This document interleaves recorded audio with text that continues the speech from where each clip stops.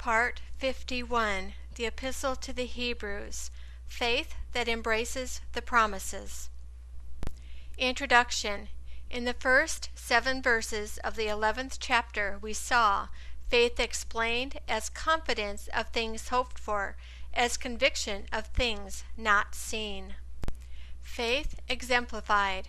In Abel, faith worshiping. In Enoch, faith walking. In Noah, faith working. Faith emphasized, without which it is impossible to please God.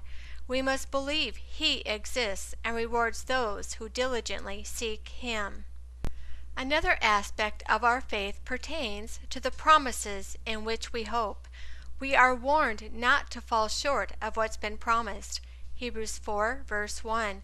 Faith, along with patience, is necessary to inherit the promises. Hebrews 6, verses 11 and 12. The faith which pleases God, then, is one that embraces God's promises. In verses 8 through 22, we learn of the faith of those who embraced the promises. Because of their faith, God is not ashamed to be called their God. Do we have the sort of faith that makes God unashamed to be called our God? The faith of the patriarchs. The faith of Abraham. By faith he obeyed. Hebrews 11, verse 8. When God called him to leave his country, he obeyed the voice of the Lord, even though at first he did not know where he was going. This is an example of conviction in things not seen. Here we see that faith and obedience are not contradictory terms. Indeed, Jesus is the author of eternal salvation to all who obey Him. Hebrews 5, verse 9. Is our faith an obedient faith like Abraham's? Luke 6, verse 46. By faith he sojourned. Hebrews 11, verses 9 and 10. His faith required him to live as in a foreign country. Even though it was the land of promise, he and his descendants could not have it for 400 years. Genesis 13, verses 14 through 17, and Genesis 15, 13 through 21. He therefore patiently waited for the city whose builder and maker is God. This suggests that the promises he embraced were more than just those pertaining to the land of Canaan. Later we will see he had a heavenly hope as well.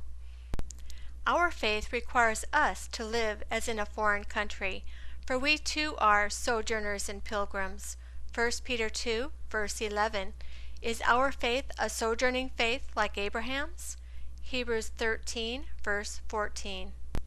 By faith he offered up Isaac. Hebrews 11, verses 17 through 19. His faith required him to be willing to offer that which was closest to him, his son Isaac. Genesis 22, verses 1 through 19, through whom the promises he embraced were to be fulfilled.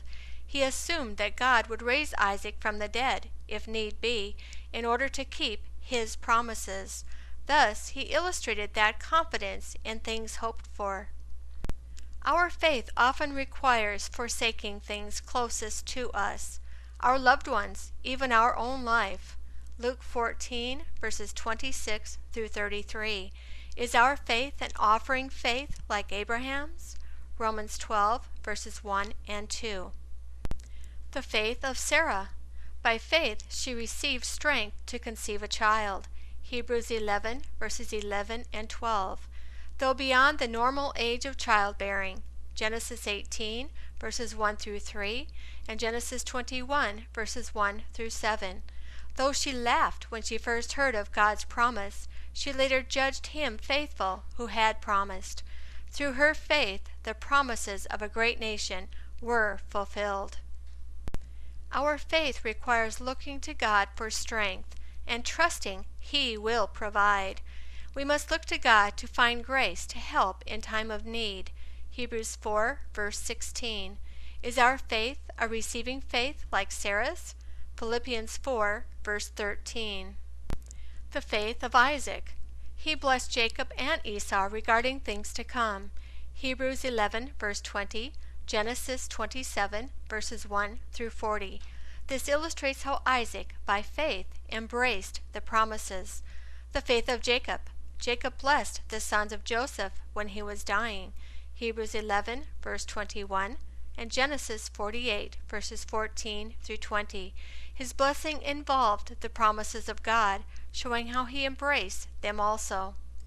The faith of Joseph. When he was dying, Joseph made mention of the departure of Israel out of Egypt. He gave instructions concerning his bones. Hebrews 11, verse 22, and Genesis 50, verses 24 through 26.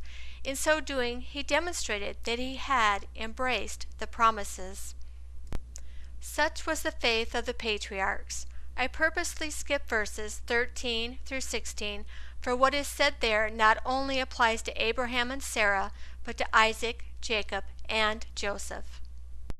This concludes part 51 of the book of Hebrews.